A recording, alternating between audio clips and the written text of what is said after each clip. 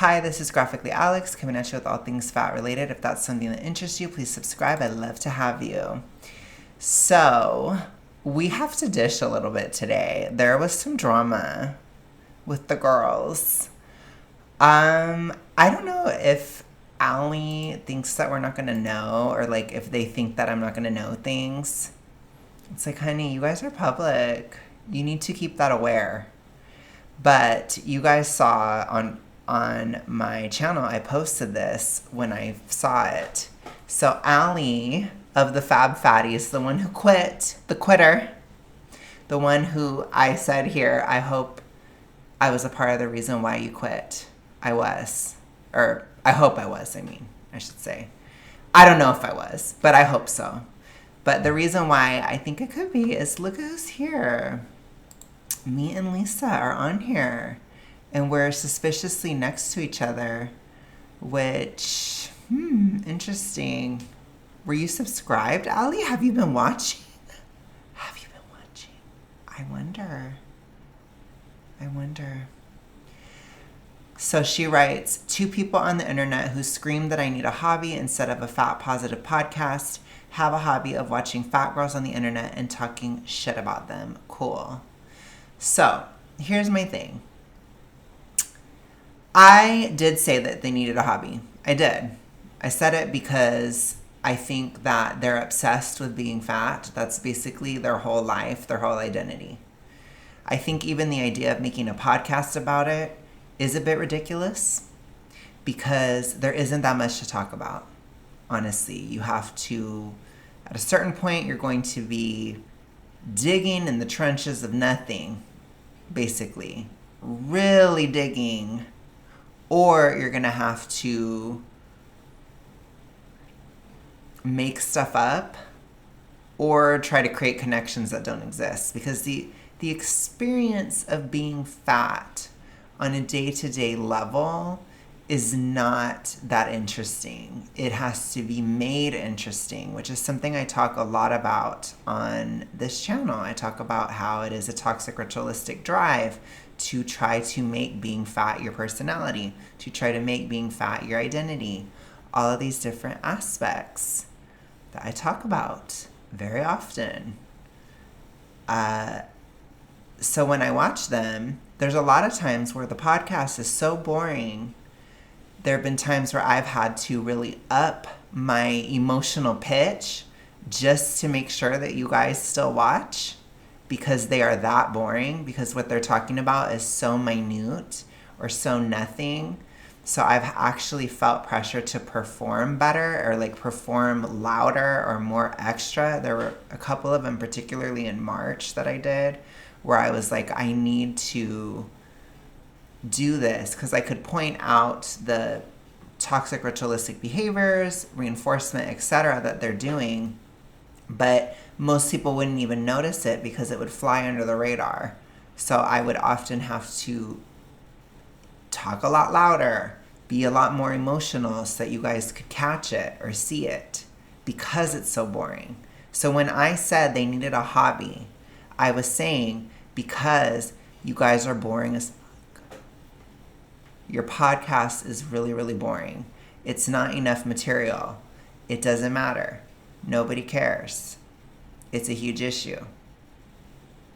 Get it? Okay. So, we also have this here too. Rebecca. So Rebecca posted something. She said, people really love pitting women against other women. If you saw the Fab Fatties announcement and took some kind of glee, check your meanness. Allie and Alyssa are 2 of my best friends, and y'all only see a sliver of that friendship on the pod. I love them, full stop. Disappointed to see how many plus-size folks will go to hate channels dedicated to hating fat folks to celebrate any changes. It's embarrassing, actually.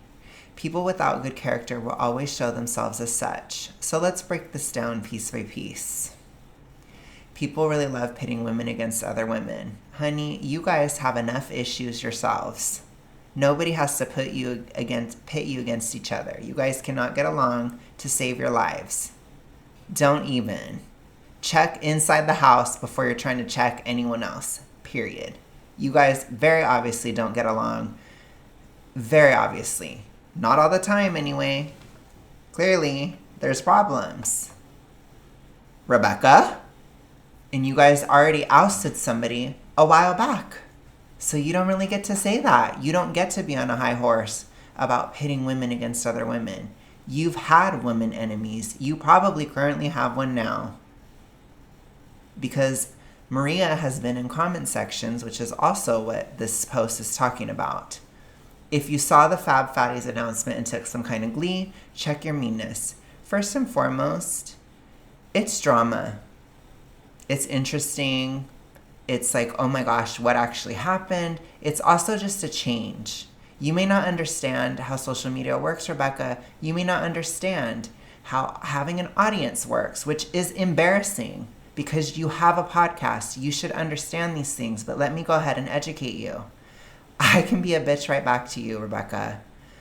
When you have an audience and you're covering something and something changes, something big changes, it's important to talk about. It's something that people are interested in. Allie leaving the podcast is big news. For people that watch my channel, it's big news for me. I'm somebody that reacts to your channel. It's a change. Something is different now. Whoa, we have to talk about it. We have to address it. Something shifted. Something has changed within the podcast. You see how that works? Audiences are interested. Reactors are interested. People are like, whoa. Also, just so you know, it is a sign of weakness for you that somebody left.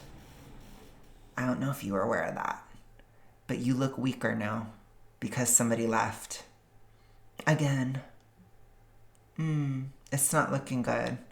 Allie and Alyssa are two of my best friends, and y'all only see a sliver of that friendship on the pod. I love them. Full stop. Well, if you're only showing a sliver of it, then people are going to speculate, possibly. Because if she leaves suddenly, there was no real announcement.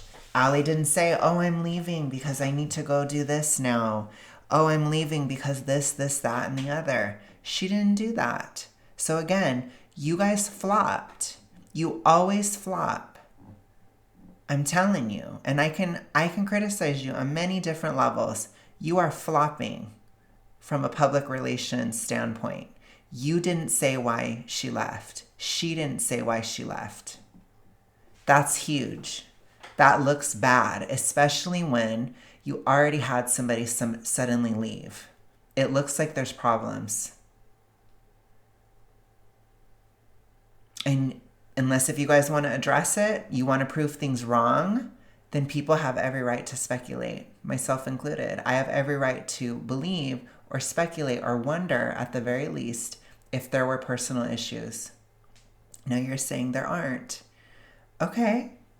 Then why can't she just announce that she's leaving the podcast? Why does she have to suddenly leave? Why couldn't you guys do a farewell episode? Did you consider that? I guess not. I wonder why. Disappointed to see how many plus-size folks will go to hate channels dedicated to hating fat folks to celebrate any changes. It's embarrassing. So, when it comes to Maria, which I think this is the point that she is addressing here, Maria has personal issues. If somebody has personal issues, it is so ridiculous to act as if you're holier than thou and you wouldn't care.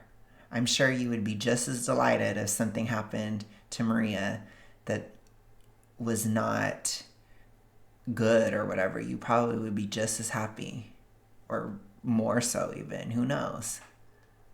So I'm just not buying that. I'm just not. It's an honest human emotion. I don't know that it's good or bad or ugly or whatever, but it is what it is. It is what it is. She has feelings about it. She's posting about it. You can't control it. Good luck. Good luck trying, I guess. I wonder if you tried to control her when she was your friend. Because I don't know. I just think it's odd that you would even care at this point, unless if you guys were straight up enemies, which again, you're kind of making it seem like you are. Why are you even addressing that she's commenting on me and Lisa's channels? Why are you even addressing it? It doesn't matter. You guys aren't friends anymore. Oh, right, because you're monitoring her, because she's your enemy. That's why. Okay. Who's pitting women against other women again? Okay. People without good character will always show themselves as such. I guess even in an unintentional post, that is a complete flop and a public relations nightmare. I guess. So, with that said, I want to say that I don't know if I was a part of Allie leaving, but if I was, I'm really happy. And I also want to say that when it comes to my interest in it, it is not personal. It is activistic. I don't have any personal issues with any of you guys. Any of you. I don't really know you. All I know is the rhetoric. I know the toxic ritualistic behaviors that you display and encourage in others. That's what I know. And that's what I fight. And if somebody left suddenly again, that means that this is weaker now. An ideological enemy is weaker. That's what that means, which makes me happy as an activist. Remember, I'm an activist, just like you, Rebecca. But gosh, maybe I'm doing a little bit better, at least at this moment. And that makes me feel good. It does. And I'm not going to act like it doesn't, because y'all look weak, you look disunified, you look a mess, everything's in question. You're either going to rise out of the ashes and do something, or you're going to quit. Which, if you quit, it's a win. I'll tell you that much. For me, it's a win. So I guess we'll see what happens, right? I guess we'll see what happens. I'll keep watching. All right, let's go ahead and continue the podcast episode. 1 second. All right. Still defending ourselves because we can get riled up by this. This can affect us, and we don't want to sit here and pretend like it can't. I have a question. Yeah. We definitely have talked about feelings in the response, but what I think I would like to know now that it has happened and we processed as a group last night and we're talking through it now. Just to refresh people, she's about to ask, what did you all learn from this hate that we've endured? What did you all learn? I will answer and say nothing. That's the answer I'm going to give, because they still cannot handle hate at all, or hate, criticism, etc. Me and Lisa, we have not really attacked them personally much, except for the introverted cringe factor, which again is more so of a criticism. You're supposed to work on it. You're supposed to get out more. You're supposed to do more. You're supposed to talk to more people and kind of work on that type of thing. You don't have to, but I'm going to point it out. I care about introverts a lot. I talk about it a lot on my channel. I don't want you guys to act like them. Okay? I just don't. It's not good. And a lot of people, like a lot of extroverts, they don't know how to comment on this stuff. I am introverted. I will do it. I have to. It is something I care about. It's like a tertiary cause, I guess you could say, to my main cause, because I do care about introverts a lot, and I don't want you guys to act like them. That was horrible. If you're ever doing anything public, never make a post like Rebecca did. That was horrible. That was awful. Never do what Allie did. Terrible. Not productive, didn't do anything. Just made them look terrible. So don't. Okay? That's my advice for you guys. We need to do better. Other than that, we have critiqued your activism, your laziness within the activism, which is very accurate, very evident. You guys don't know if you're doing a journal. You don't know if you're doing activistic. You don't know what the hell you're doing half the time on this podcast. That is something me and Lisa have criticized. And Lisa criticizes you guys a lot on the medical side of things because she has a lot of experience with the medical world. So she will offer a counter narrative or a counterpoint to that. And I will offer much criticism on the toxic ritualistic behaviors and mindsets and reinforcement that you guys do, which for those who don't know what that means, it means E followed by the letter D, particularly or with a focus on BINGE. That one, which in my opinion, they all have. Pretty much. So and it's very severe and very obvious, and they don't hide it at all. I think in part because they are introvert cringe, they are so unaware of what's appropriate or not that they don't hide it at all, which makes it a really good resource for me to teach you guys about it and what to look for, and also to help you reflect on it within yourself if you also have the problem, which is what the point of the channel is, or what this portion of my activistic journey is about. Although it will go to other places at other points, I'm sure, in the years to come. Okay? That's why me and Lisa criticized you. It's not about a personal dig. If I wanted to talk shit about you guys, I would do it in private. That's it. Okay. Let's continue. Did you learn anything from this happening? Did it change anything for you? Do you feel different about what we're doing based off of what happened? I maybe just want to do it 10 times more. Okay. It did. Because I don't... This for me is not just... I want to have a podcast with my friends and show people that fat people can have fun and happy lives. That seems like exactly what it is. But, okay, Allie, keep lying. Let's see the next step. This to me is so much bigger than that. And this to me is... I want to show everybody that fat people are human beings too. Mm-hmm. And we deserve the common decency and respect that everybody... And you do that by threatening or what? Threatening employment, things like that? How are you showing your humanity as a fat person if your whole identity is about being fat? Don't you think that having a hobby, like I said, don't you think that might actually help your mission?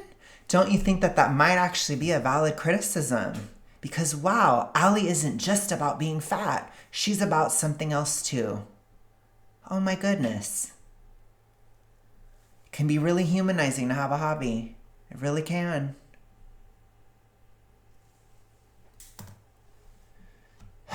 You know how many people loved that I shared that I knit? That's a hobby. It was a very humanizing moment, I would say.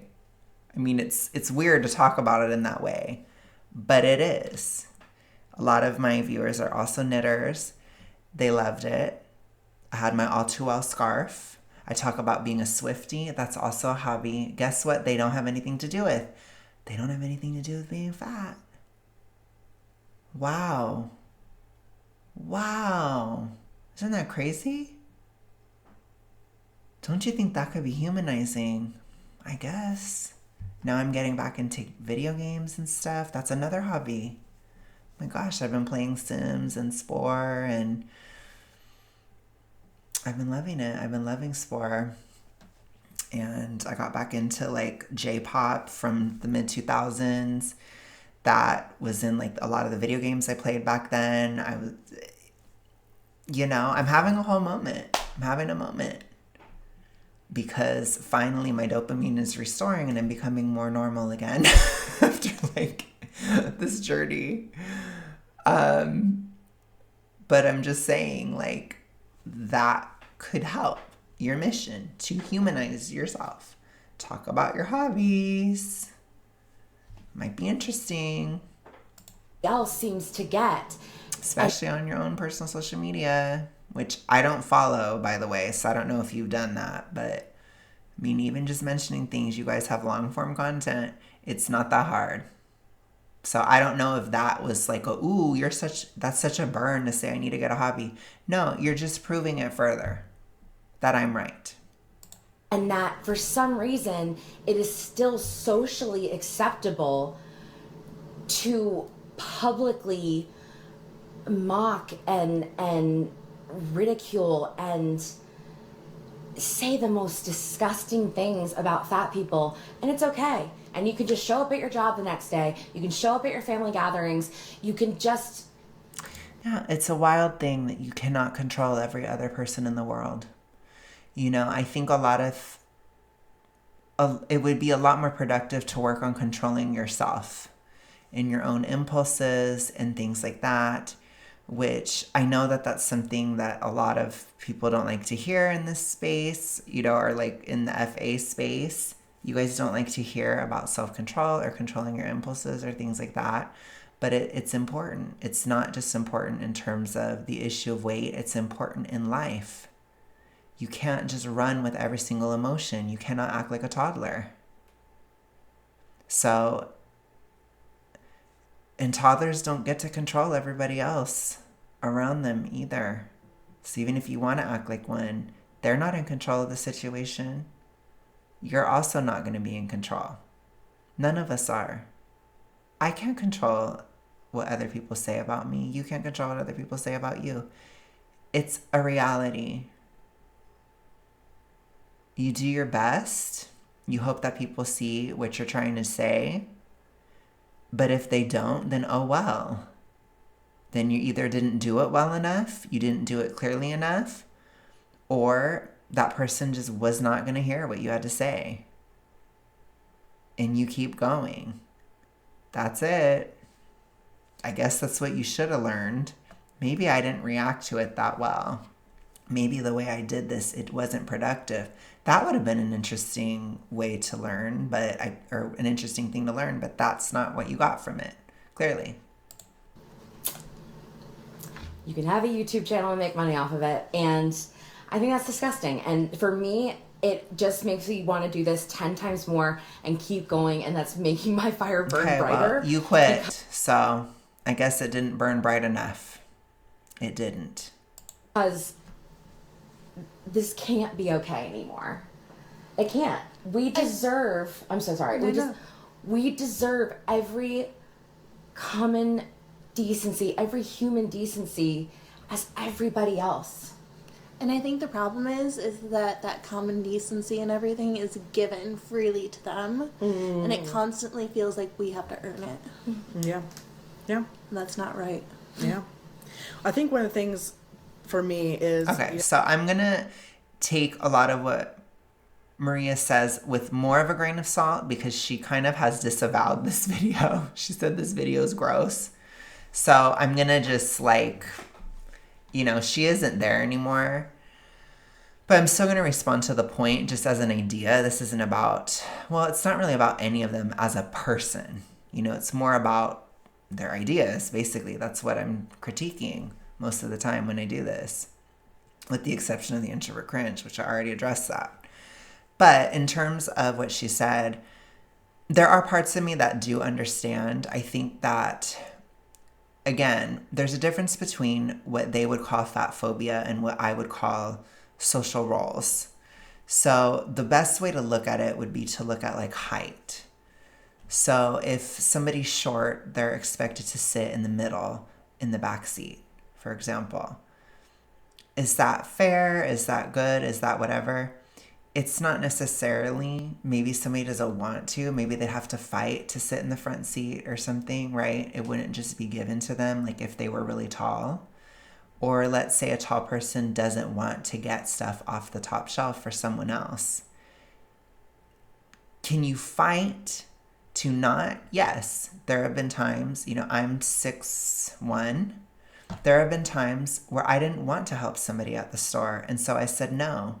But I got a lot of scorn because I said no. That person was pissed that I said no. Is that fair? I guess not. But it is a reality. It's a social reality. So within fatness, there are certain social realities. People have certain expectations of you.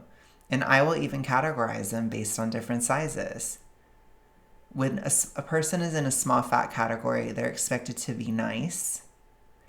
When a person is mid-sized, they're expected to be grateful and humble. I am mid-size. I don't always feel like being grateful and what is it? Grateful and humble. I don't. Sometimes I want to be competitive. Sometimes I want to say, oh yeah, I'm glad Ali quit. I feel like I won. And I should be able to say that. Does that mean that I'm not always going to get criticism for it, or I'm not going to get criticism for breaking out of that role? No, I will. But it doesn't matter. I'm still alive. There are also people that support it or whatever. But I'm also an activist, which means I will do things. I will break certain roles. I will break certain social expectations. That's what happens as an activist. But that means you do have to face criticism.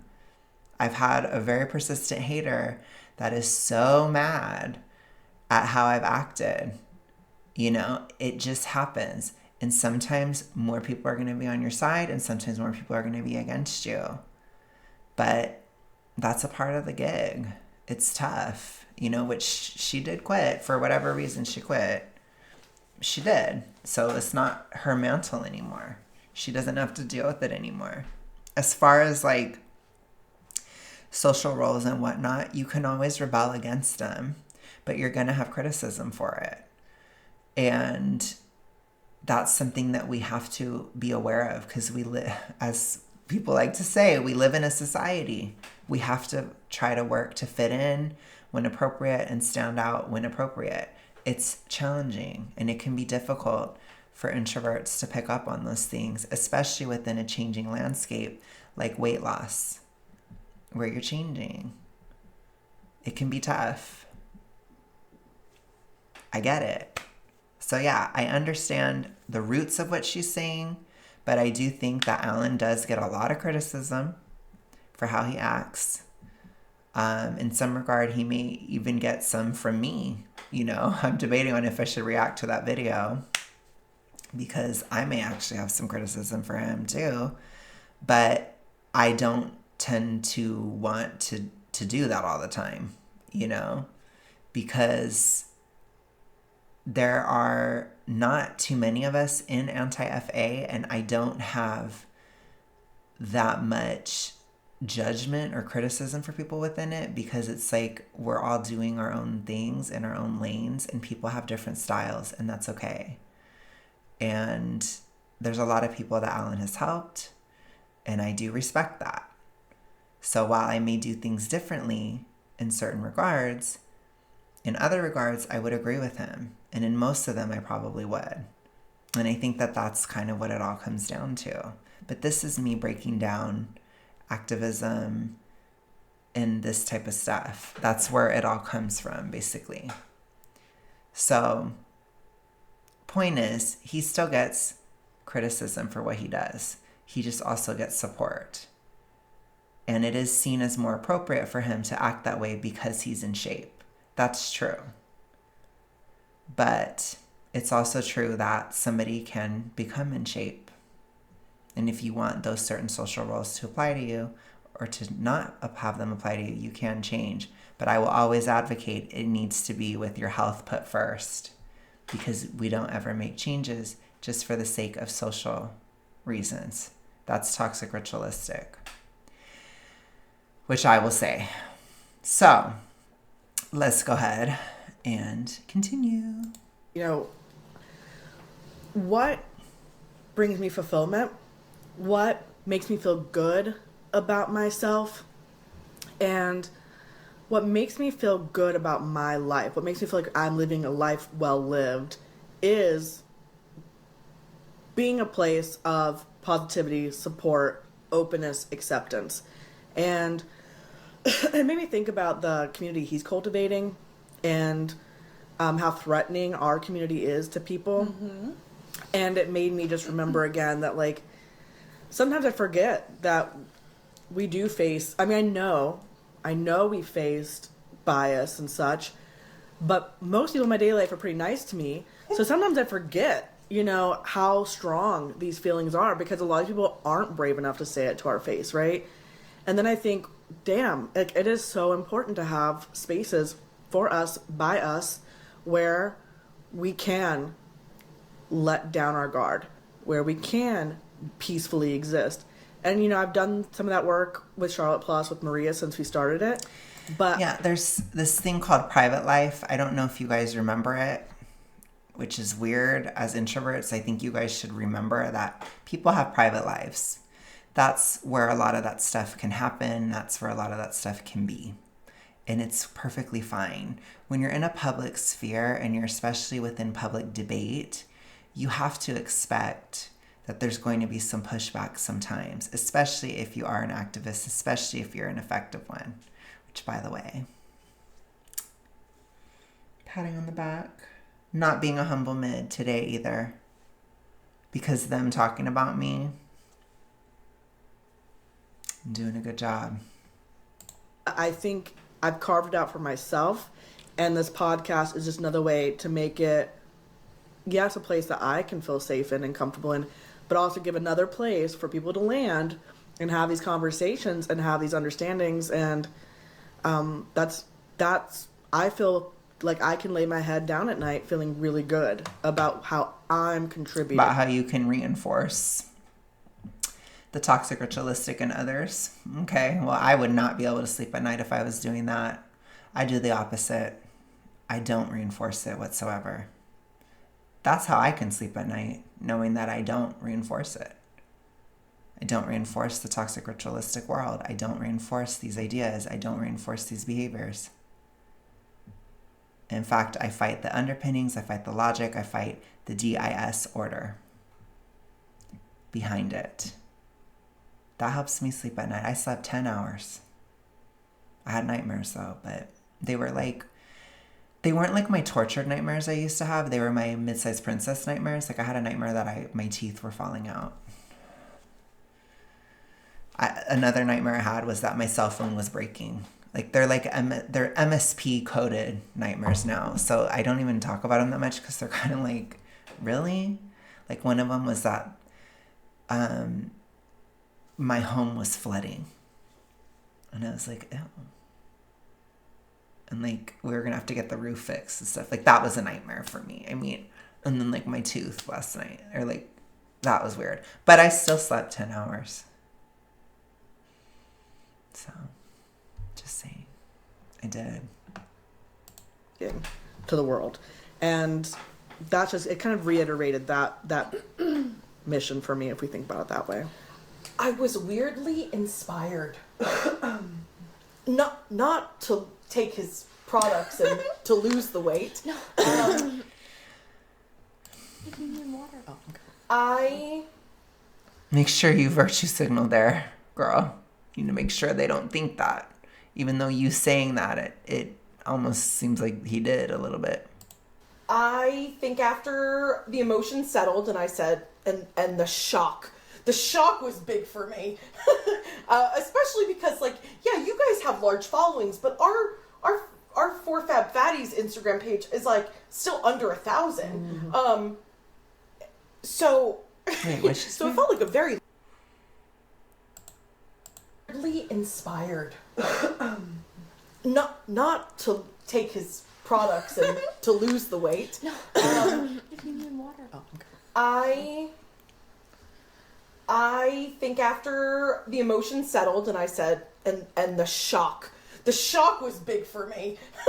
Especially because, like, yeah, you guys have large followings, but our 4 Fab Fatties Do Instagram they? page I didn't even know. is, like, still under 1,000. So it felt like a very large, aggressive reaction for such a small page. And when I sat with that, I said, "Oh, are you feeling uncomfortable? Are you feeling? You mad, bro? Are you feeling? Oh, we got you feeling big mad. Are you feeling threatened by a 30-second TikTok?" Okay, the thing is, this doesn't work because you guys reacted to the 30-second TikTok or whatever. Like, you reacted to his reaction. This whole thing is one, and it's like almost an hour long. So it doesn't work. It just doesn't. But a lot of fat activists, they use that it's really common, but I mean, I'm fine with them using it, but it's not a good argument. I'll put it that way. The optics of it are really bad. Because you guys are also reacting and you also seem upset in these types of things. So it's like, it's just not, I just wouldn't. Personally, I wouldn't go down that path. I mean, I wonder how you're going to feel when we start doing more. Yeah. So I think a little bit of me was like, all right, bet. All right, bet. You ready to go play? Let's play. You want to tussle? Let's tussle. Right? Okay. Like, you keep going. That's fair enough. Oh, I will, honey. I will. If you guys keep going, I will keep going. So I will react to you and Rebecca if that episode ever happens, which honestly I will be shocked if it does. But if it does, I will react to it. You will see. I will. If that's the platform and that's the life you want to live and that's the message you want to spread, I'll see you at the finish line, bro. Good luck. Okay, well, it obviously is how Alan wants to do his channel and live and etc. So, again, I don't know. It's kind of like wasted words. Good luck. But let's think about it this way. Oops. Like, say when I do die, not at 40, You needed to raise your voice there, Miranda. and not at 40, I will be so happy to have left a legacy that was filled with love, filled with reminding everyone that they're worthy as they are, that they don't have to change, that they're welcome, they can sit with us. You don't have to be different, you don't have to do anything, you can just be. And I can rest happily knowing that. Like, you think I'm pathetic? Yikes. So where I can understand is their overall message of judgment or that kind of thing. Like, and that's for all of them. I can understand that desire. And I can understand wanting to be just accepted as you are or whatever. But I also think that there's something to inspiration towards something better too. There's something about pushing somebody to ascend past something they didn't think possible, or to push somebody out of a comfort zone, or to challenge the way that somebody thinks, or these kind of things. And they don't always have to be super negative experiences. It doesn't always have to be from super harsh criticism. Like I said, I think that within the issue of obesity, harsh criticism does have a place.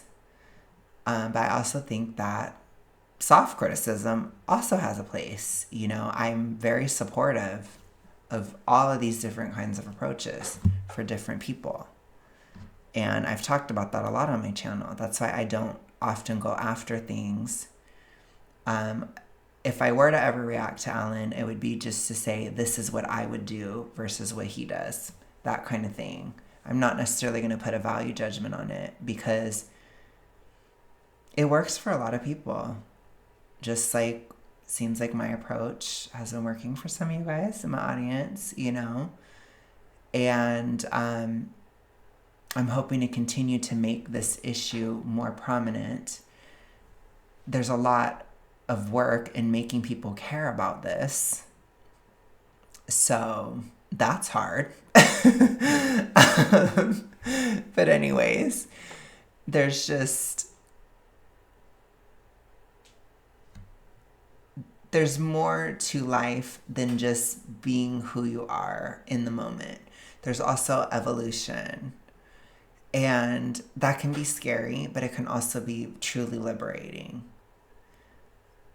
What helped me when I was younger to accept myself changing through life was to no longer think of myself as a static picture that I wanted to put on display, like this one behind me, but to see myself as a movie, as something that is changing and therefore more beautiful for the changes, for the impacts, for the interaction of me with my environment, me with my circumstances, and how I take that in, let go parts of it, merge other parts in, right? and create that movie, that dynamic aspect of identity, which I think really, really helped me as a super romantic introvert. It really helped me to see that in changing, it could be more beautiful that way. But I will always advocate for self-motivation, intrinsic motivation in this process. I do believe it has to come from within, and I do believe it needs to have health as your top focus. So, yeah. I hope that helps, or hope that that's clear. Like, here's a meeting. We're operating on different value systems here. Frequencies. No, really though, we are not spreading a message of hate. For those of you who will listen next week, You're spreading lies. That's what you're spreading. So that's a huge issue. Stay tuned for our Ozempic episode. She nailed it. I was struggling with that word.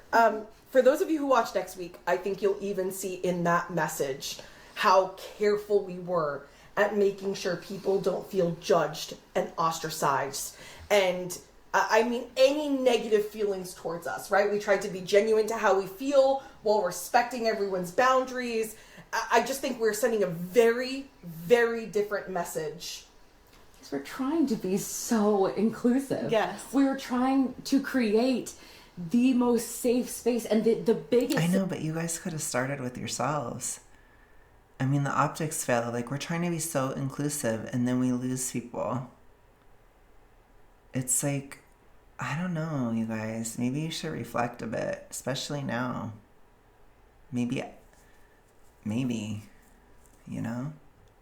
safe space that we possibly can so that people feel like, come on in, the water's fine, so that we can, as delicately as we possibly can, tackle these hard issues. But it's, I mean, is it a friend group or is it an activistic thing? You have to pick a lane. It is so annoying. There is a balance to be struck, right? Between being inclusive but being activistic. What's the difference? Inclusive means come in as you are. Activistic means I want to change your mind. You see how those two contradict each other? If you want just a social club, then sure. But if you're being all inclusive, then you'd have to include somebody like Alan, who completely disagrees with you. That's tough. That's fine. But that would kind of mean you're not really being activistic anymore, you see? It's tough. I do my best. I definitely am supportive of Alan. I see him as a part of anti-FA. But there are certain things where I wouldn't agree with him on, and I wouldn't copy his style in a lot of different ways for different reasons. You know, for example, I don't believe in shaming for people who have these issues, as it just fuels a cycle. So I will not do it. I will not shame the way somebody looks or that kind of stuff, because it fuels a cycle, and I will push that idea that it isn't good to do that. It's better to look at the logic. It's better to look at a person's relationship with reality. It's better to look at the ideas and the behaviors of a person. That's more effective. Because how somebody looks is a part of that cycle. And I don't know if Alan understands that. Maybe he does. If he does, then he should think about that, in my opinion. But I could see that's offering a criticism. But he doesn't have to listen to me. I'm not going to come out against him if he doesn't. He can do what he's going to do. It's his life. You know? And I may have criticisms of other people too. But I'm not always going to say it all the time, because overall I support the person. That's including somebody within a movement. You see? It's tricky. It's a tricky balance. I get it. It's hard. It takes a lot of nuance. It takes the ability to see things from a gray perspective rather than black and white all the time, which I don't think that they can. I don't think that they're mentally healthy enough, or in some cases even physically healthy enough, to look at things with nuance, and that's why they're struggling. But I will point it out so that you guys don't fall for it. So you don't fall for the things that they're saying. Are they trying to be inclusive? Or are they trying to be activistic? They're not being honest, either with themselves or with us. But I will still point it out to show you they're not being honest. They're not inclusive. Even the tiniest differences between these girls, it can lead to a fight that will blow up and they're going to be gone. They're not inclusive at all. Let people know that it's still safe to sit with us. Oh, Well, I think the biggest part of that, and I mean, immediately, we care about feelings. Yeah. So, we're not going to fuck your feelings because we care about your feelings. yeah. Notice how we also. That's didn't say fine. That's a anything valid nasty. strategy. It's a more feminine strategy, but there's nothing wrong with that.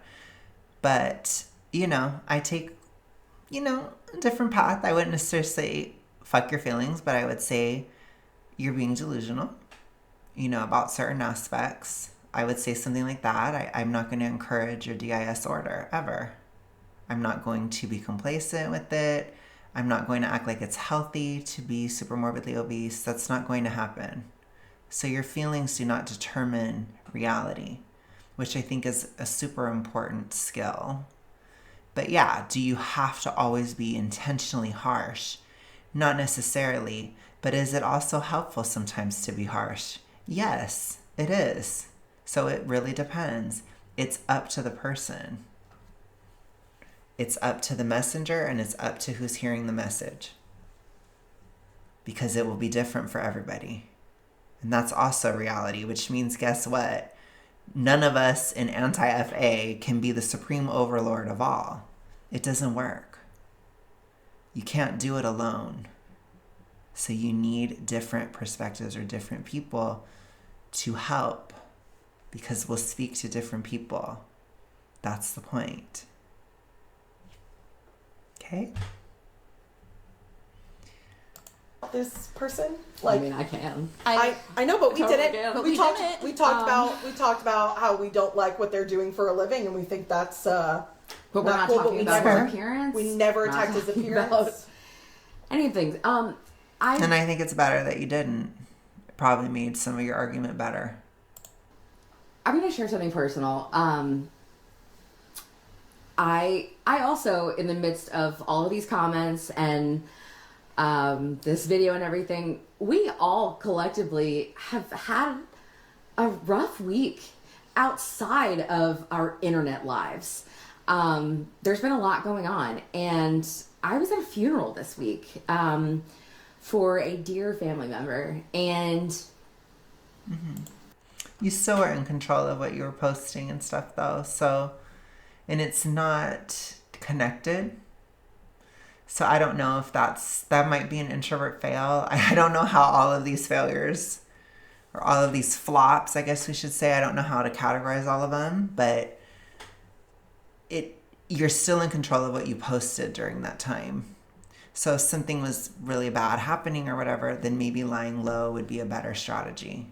Or being able to separate it, which that's what I would argue as an activist. A better activist can compartmentalize, separate their personal life from their public activism. That's what I would say. But I know that that's hard for some people. So if you can't, then don't. I've dealt with a lot of stuff as I've done this journey, but I haven't made it your guys' problem, other than when I'm talking about the actual hormone fluctuations and things within the downsizing process. Then I will talk to you guys about it. And sometimes I will say I'm going through a lot, but I'm learning how to cope with it without the toxic ritualistic. That was the point. You see, it wasn't just about that, because I can keep it separated. Okay. Which that's just like a grown-up skill. It's like leave your problems at home and then go to work kind of thing, which I think is important. But that's, again, my opinion.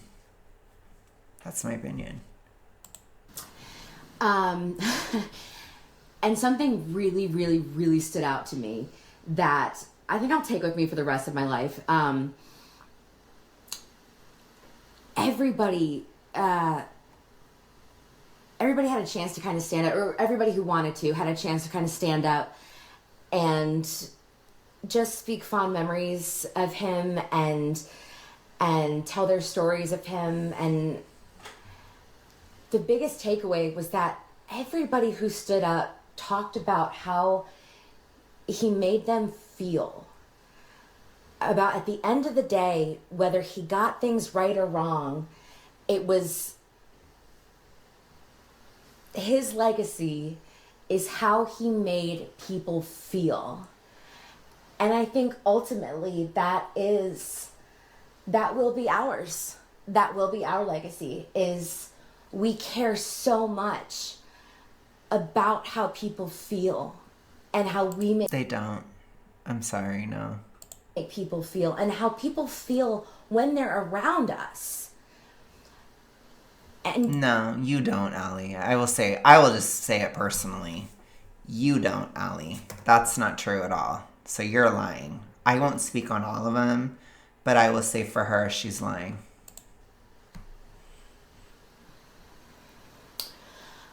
I just think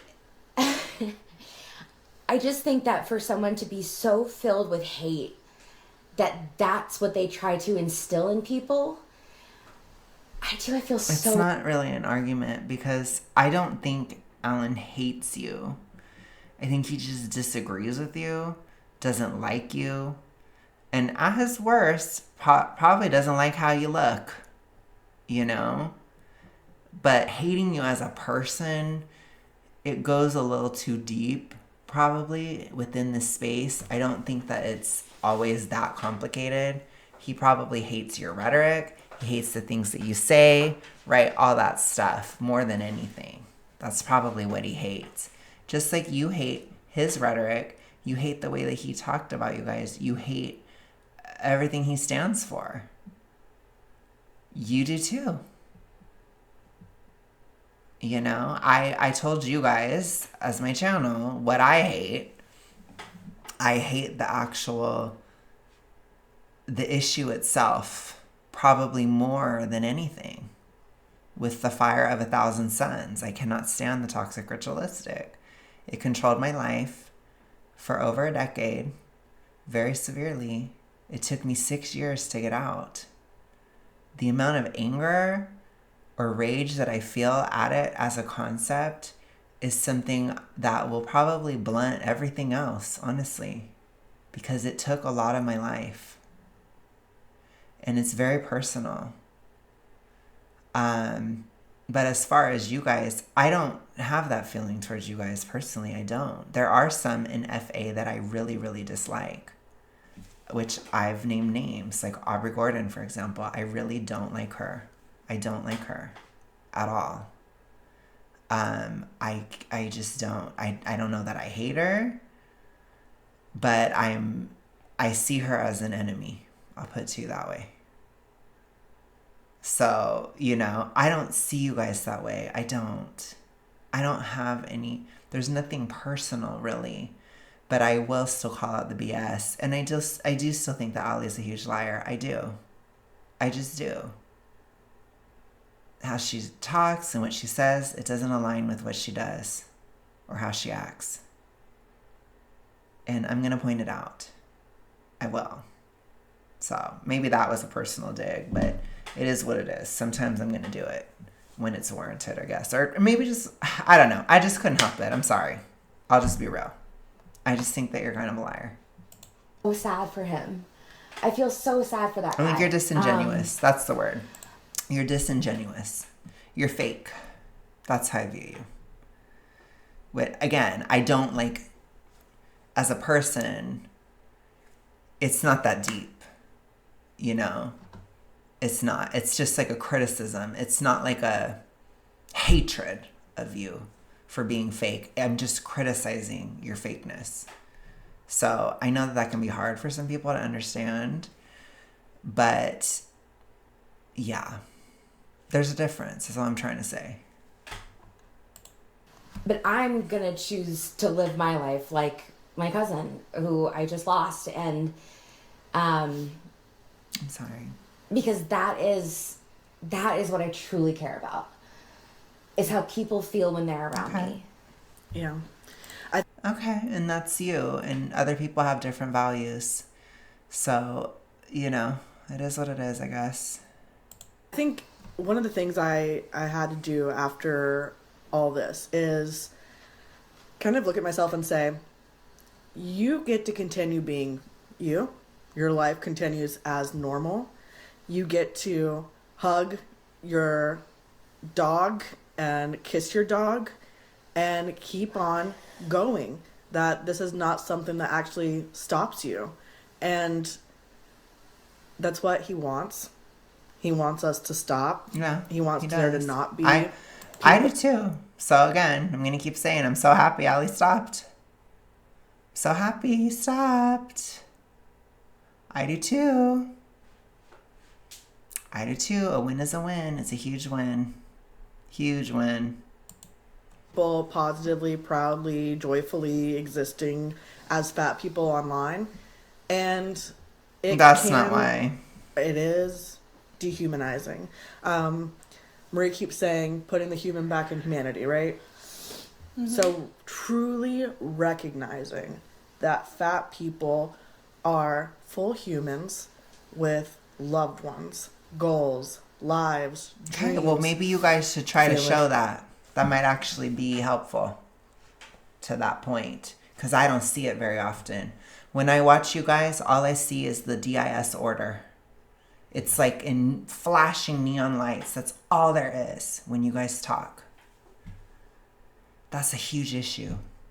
You're failing. Your message is failing. It's still failing over a year later. Still failing. A year and a half later, it's failing. But I guess, you know, I'm just a hate channel. I'm just a hate channel.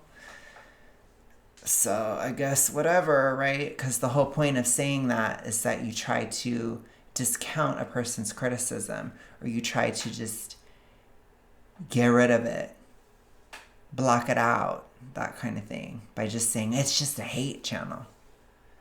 No, it's a channel that is criticizing you. I'm a criticizing channel. I'm criticizing you. I'm showing how you're wrong over and over and over again. That's what it is. Thanks. This can stop. Doesn't want to be touched. Boundaries.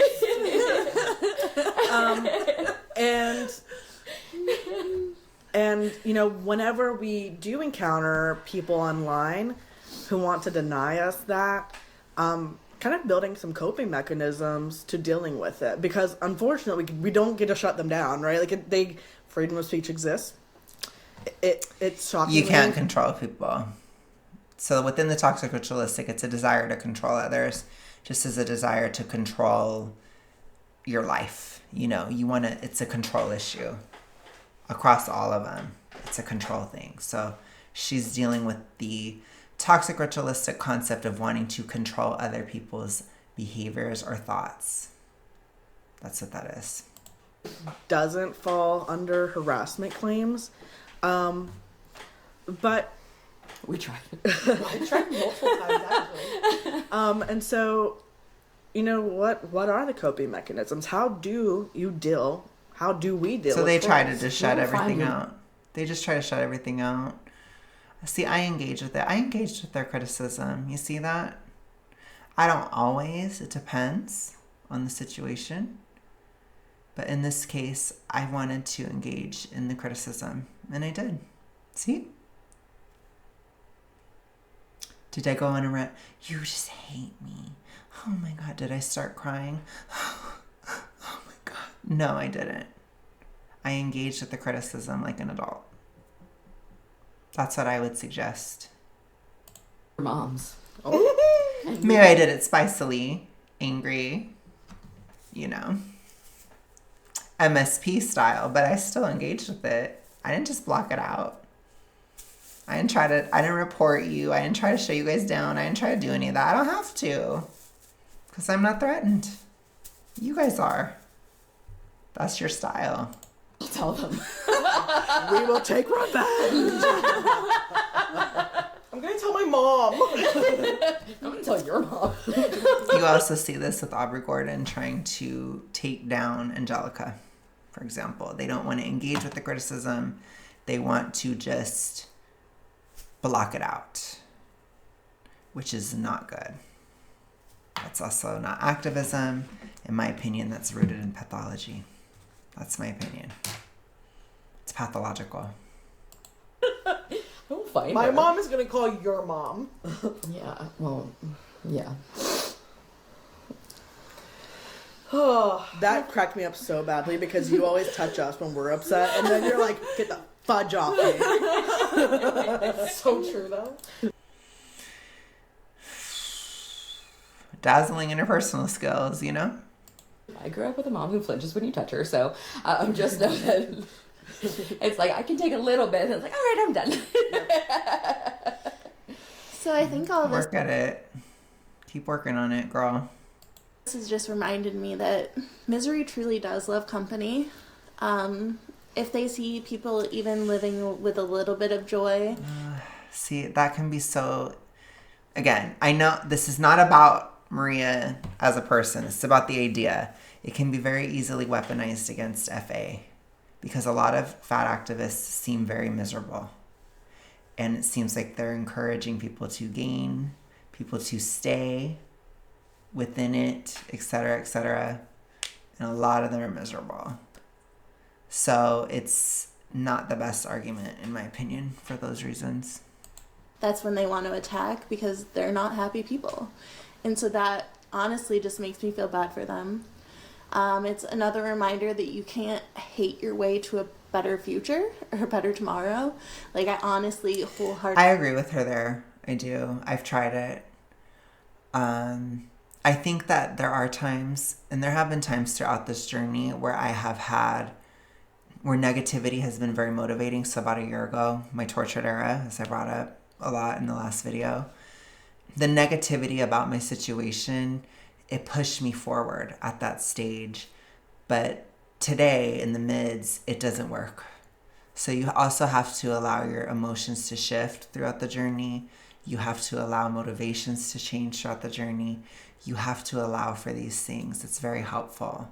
I think a lot of people think about a downsizing journey as static and as something that's always the same. And that's why I do eras and why I talk about it in the way that I do, because I want you to understand it doesn't have to be static, even from an emotional level. Different phases require different things, and that's okay. So where I agree with her is I don't agree with hating your body. I don't. I think that's toxic ritualistic. Neutrality is best. I will say that that's my opinion. In my opinion, neutrality is best. In the mids, where I'm at now, there are certain things I do workout-wise that are aesthetically motivated, but I think about it as positively as I can. And so I agree with her in that sense. wholeheartedly believe that if there's going to be any change in the world... But I don't shame anybody for being negative. What I will shame is body hatred. That I will. It's toxic ritualistic. We're not going to do that. But like being negative or being like, gosh, like I wish I wasn't morbidly obese, that's okay. But don't make it all about aesthetic. And people will have their moments, but I'm just saying don't feed into it and don't build a whole journey upon it. That's all. is going to come from loving and like truly loving, and that means yourself, your friends, your neighbors, just realizing that each of us has our own very unique story and that life... So I would agree with the loving, but love is an action, not a feeling, in my opinion. So even if you don't feel like it, you still take care of yourself. That's loving, for example. That's loving yourself. even if you don't feel it. Is hard enough on its own, and I don't want to be the thing that breaks someone. Yeah. Because you never know what somebody is going through. Yeah, so you never know what somebody is going through.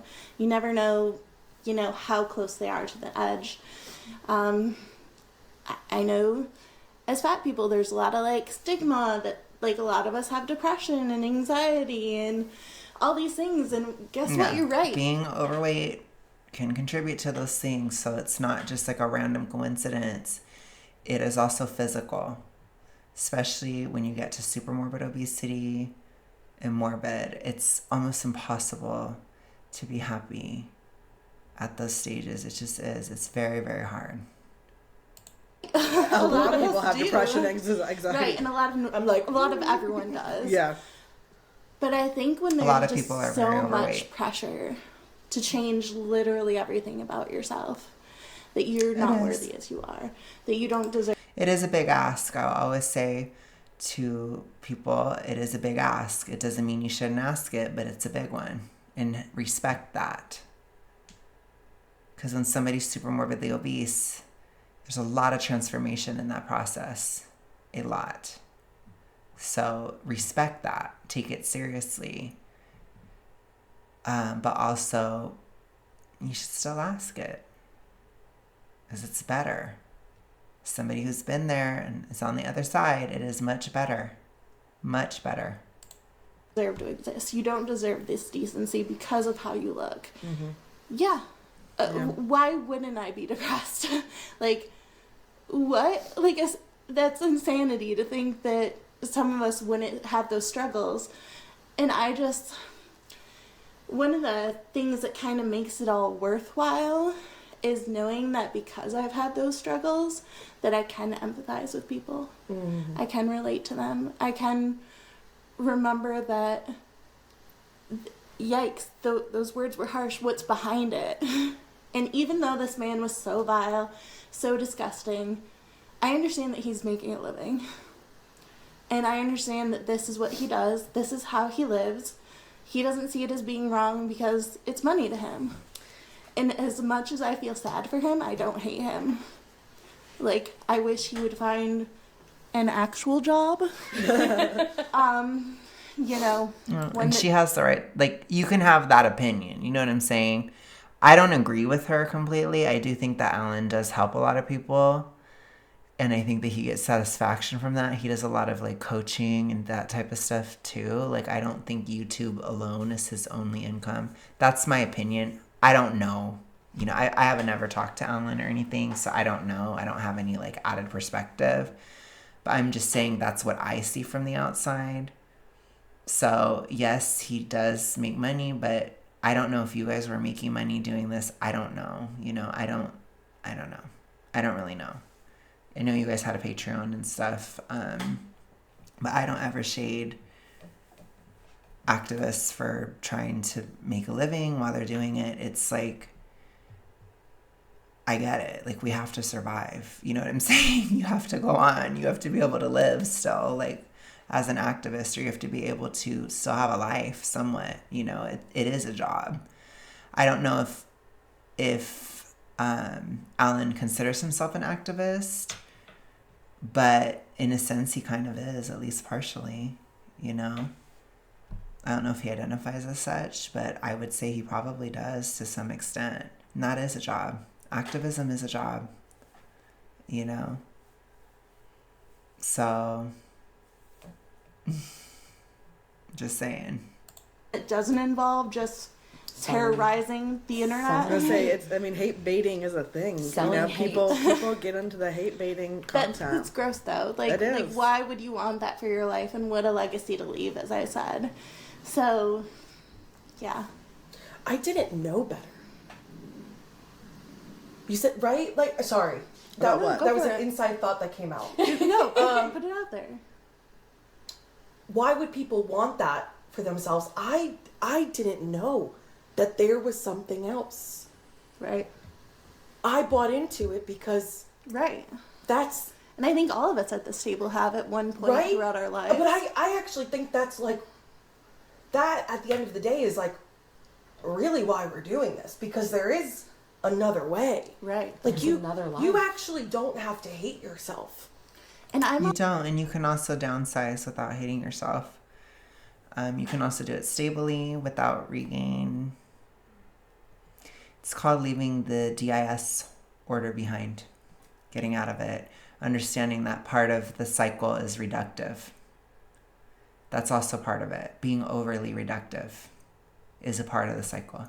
You don't ever have to do it. I never do it. I keep things very objective. When I downsize, then I will adjust my intake as I go, and it's very slow and it's kind of easy, but it's based on an app I use, and that's it. You know, I don't think about it, I don't put a bunch of emotions into it, and I just adjust my diet as I've gone. And so I keep it as objective as I can. That's why I do count, because it keeps it objective. And I will suggest that for people with these toxic ritualistic issues. And sometimes when people will say, like, I want to, but I get so anxious about counting. It's like, yeah, because it ends the DIS order if you do. If you start to look at things objectively, you're getting out. So it scares you. Because it's taking the magic out of it. It's taking the magic and the drama out of the situation. And you want it. Subconsciously. You want the drama behind it. That's why it scares you. That's why you don't want to do it. Because it's not actually that hard. It really isn't. all for wanting to change. Like, you can do these, like, if you truly want to pursue whatever, I don't care what it is, you can do that without hating yourself. You can take small steps towards whatever goal without thinking you're a piece of trash, without feeling unworthy, without feeling like I you agree can't with her. go take the plane ride somewhere because you're afraid to sit next to somebody. Yeah, I agree with her without there. putting on the bikini because you're afraid. You can live. And being I fat agree does with not her. necessitate that you must have a goal No. to be smaller. No. But it really... I don't agree with that. That's toxic ritualistic reinforcement. You see how it like shifted? It's like the dark cloud of Rebecca just came over. And I was like, ooh. Because I'm like, okay. I'm like, she's right. You often need to live during a process because it can take years, especially if you're super morbid. So you have to live as much as you can. However, there are going to be phases where you need to stay in more and then phases where you need to go out more. Again, think of it as different phases. I called it the super morbid, the SMO Eras tour. So what did Taylor do when she was on tour? She had off season, on season. She was strategic. Everything's planned. You have a plan. She didn't base it on her emotions if she was going to get on stage or not. She just did it. So that's kind of how it works. There's off and on seasons. There's all these different aspects. So there may be times where you need to stay in more when you're losing from super morbid, and then times where you need to go out more or where you need to take a breather. It's just, you have to allow things to shift, but be strategic. Plan it out. It's tough. It's very tough. They feel like unless we are actively pursuing that at all times, we are unworthy, unacceptable. You can't. The narrative of you can't dream bigger unless you're dreaming smaller first. Yeah.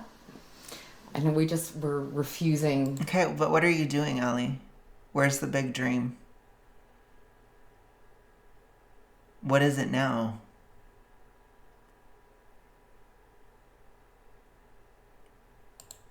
To carry that on. Yeah, we are. And we're refusing to be sorry for that. Yeah. It's not Sorry. that black and white. It just really isn't. There are shades of gray. Sorry, not sorry. Peace, love, and rock and roll. With peace and love, no thanks. I do want to Rock and roll? With peace and love, no thank you. No, to him. Oh yeah. Not to rock and roll. I was so confused. I was like, We love rock and roll. We do.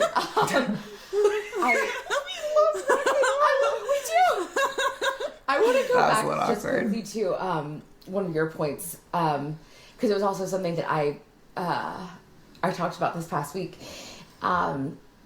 about how, we've seen so much also in the last week of this whole gaslighting thing of constantly.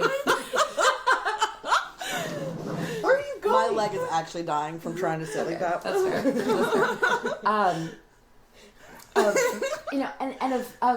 This whole, fat people are so depressed, fat people are so angry, fat people are so this. Mm-hmm. Yep. A lot of people have real life experiences of those things. It's not good. It's not acceptable. I don't accept it. I don't accept it. If people would have to consider that, again, fat people have their whole lives been told you're not good enough. But it's also the physical realities of it, which you can't lie to me because I've been there.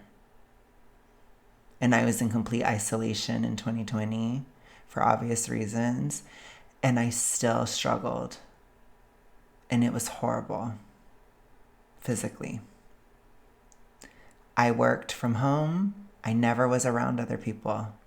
And I still was physically dying.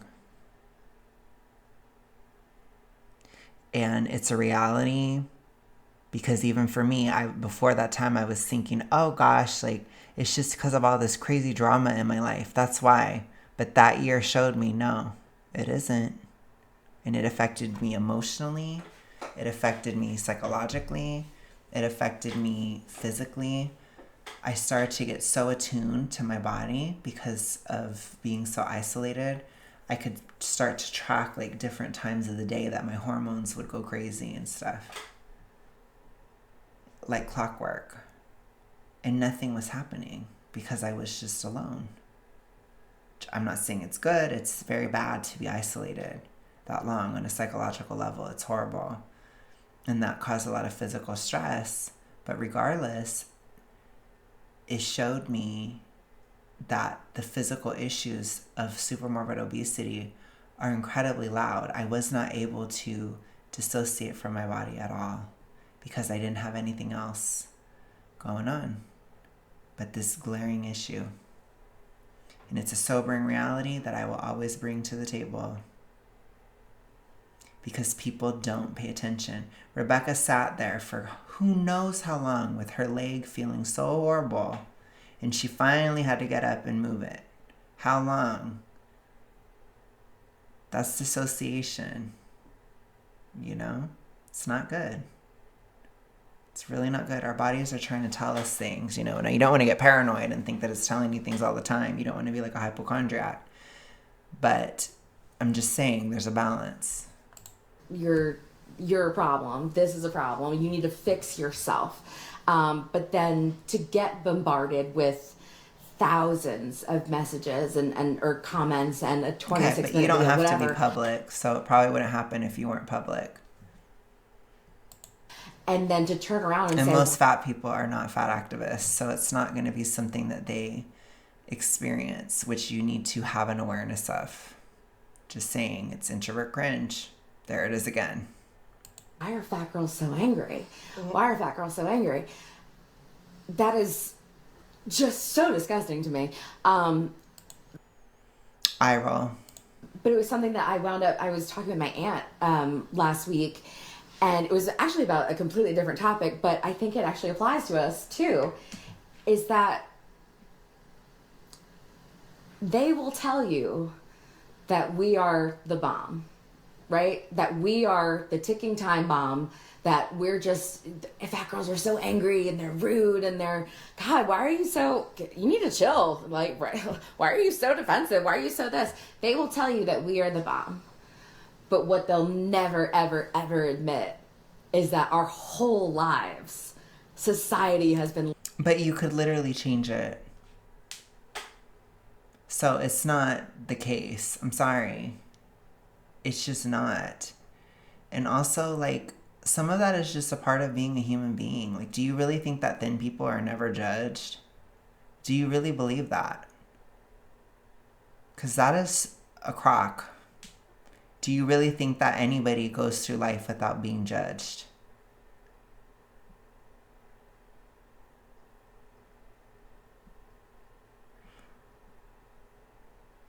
I mean, come on. Are you serious? Where I will give credit is like the social roles of fatness. They do exist. And they are annoying sometimes. But some people love them. I didn't love it. Some people love it though. Lighting that fuse. I just want you to think about that. I think that's